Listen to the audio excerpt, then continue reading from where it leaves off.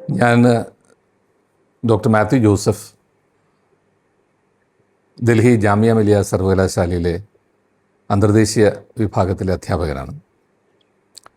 പ്രിയ സുഹൃത്ത് പ്രൊഫസർ കൃഷ്ണനുണ്ണിയുടെ ചിലർ എന്ന നോവൽ പ്രസിദ്ധീകൃതമായിട്ട് അധികം നാളായിട്ടില്ല. ഈ നോവൽ അനുപമമായ ഒരു വായനാനുഭവമാണ് എനിക്ക് വ്യക്തിപരമായി പ്രദാനം ചെയ്തത്. കാണാതായ വ്യക്തികളെ അന്വേഷിക്കുന്ന ഒരു NGOയിൽ വർക്ക് ചെയ്യുന്ന 2 സ്ത്രീകളുടെ അനുഭവ സീമകളിലൂടെയാണ് ഈ നോവലിൻ്റെ കഥാതന്തു വികസിക്കുന്നത്. കാണാതാവുക എന്ന പ്രക്രിയ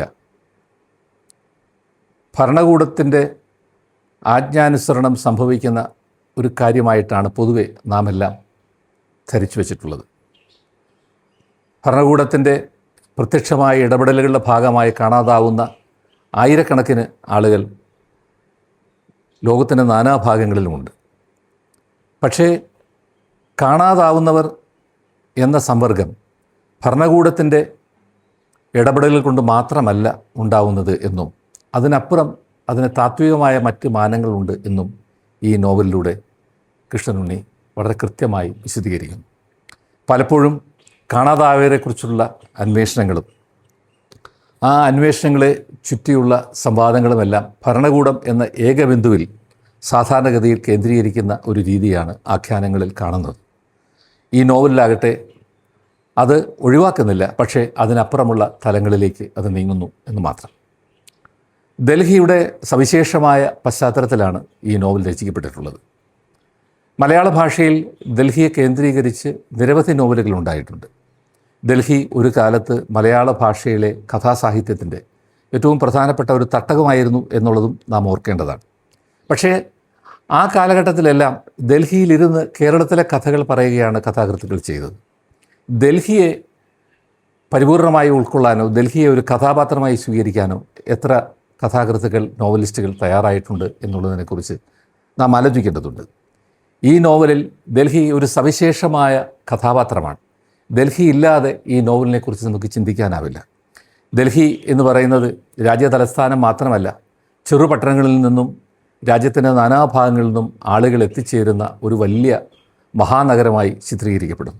ഈ മഹാനഗരത്തിൻ്റെ പല അടരുകളിലൂടെ ഈ നോവൽ സഞ്ചരിക്കുന്നു.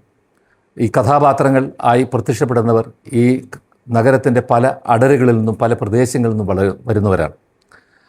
അവർ തന്നെ ഡൽഹി എന്ന് പറയുന്ന ഒരു ഏകകത്തിൻ്റെ പ്രതിഫലനങ്ങളല്ല, മറിച്ച് ഡൽഹി എന്ന് പറയുന്ന പല അടരുകളുള്ള ആ നഗരത്തിൻ്റെ പലതരത്തിലുള്ള വിചാരങ്ങളെ കൃത്യമായി പ്രതിഫലിപ്പിക്കുന്നവരാണ്. അവരുടെ ഭാഷയിലും അവരുടെ വിചാരങ്ങളിലും അവരുടെ ദർശനങ്ങളിലും അവരുടെ ഭാവനകളിലുമെല്ലാം ആ വ്യത്യസ്തതകളുണ്ട്. ആ വ്യത്യസ്തതകൾ ഒന്നാകെ ഇതിൽ അടയാളപ്പെടുന്നുണ്ട്.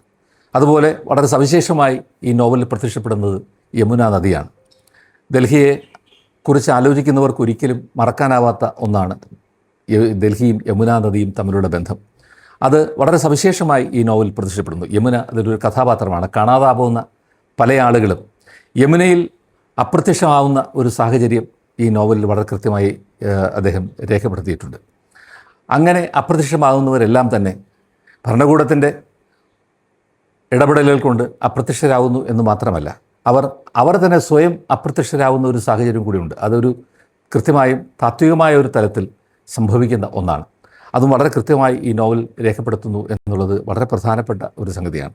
എന്തായാലും കഴിഞ്ഞ ഒരു 40 വർഷക്കാലത്തിൻ്റെ ഡൽഹി ചരിത്രം വളരെ കൃത്യമായി രേഖപ്പെടുത്തപ്പെട്ടിട്ടുള്ള ഒരു നോവൽ എന്ന നിലയിൽ സവിശേഷമായ ഒരു പ്രാധാന്യം ഈ നോവലിന്, ചിലർ എന്ന ഈ നോവലിന് മലയാള സാഹിത്യത്തിലുണ്ട്. ഒപ്പം ഈ നോവലിനെ ഭാഷാന്തരം ചെയ്യുകയാണെങ്കിൽ അത് ഡൽഹിയെ സംബന്ധിച്ചിടത്തോളം, ഡൽഹിയുടെ ആനുകാലിക ചരിത്രത്തെ സംബന്ധിച്ചിടത്തോളം വളരെ പ്രധാനപ്പെട്ട ഒരു നാഴികക്കല്ലായി മാറും എന്ന കാര്യത്തിലും യാതൊരു സംശയവുമില്ല.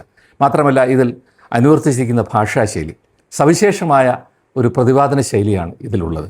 അതിൽ പല ഭാഷകൾ കലരുന്നുണ്ട്. ആ പല ഭാഷകൾ കലരുന്നുണ്ടെങ്കിലും മലയാളത്തിൻ്റെ ഒരാത്മാവ് ഈ നോവലിലുടനീളം സഞ്ചരിക്കുന്നത് നമുക്ക് കാണാം. മലയാളത്തിൻ്റെ ആത്മാവിൽ നിലനിൽക്കുമ്പോഴും എല്ലാ പ്രദേശങ്ങളുടെയും ആഗ്രഹങ്ങളെയും താല്പര്യങ്ങളെയും വിചാരങ്ങളെയും ഉൾക്കൊള്ളാനുള്ള ഒരു വികാസം നമ്മുടെ ഭാഷയ്ക്ക് കൈവരുന്ന അനന്യ സൗന്ദര്യം കൂടെ ഈ നോവലിലുണ്ട് എന്നുള്ളത് ഒരിക്കലും നമുക്ക് വിസ്മരിക്കാനാവുന്ന ഒന്നുമില്ല. എന്നെ സംബന്ധിച്ച് കഴിഞ്ഞ ഏറെ നാളുകളിൽ ഞാൻ വായിച്ച പുസ്തകങ്ങളിൽ എനിക്ക് വളരെ ആകർഷിച്ച ഒരു പുസ്തകമാണ്. എനിക്ക് വളരെ സന്തോഷം നൽകിയ, നിറഞ്ഞ വായനാനുഭവം നൽകിയൊരു പുസ്തകമാണ് ചിലർ എന്നുള്ളത് ഞാൻ വ്യക്തമായി പറയട്ടെ.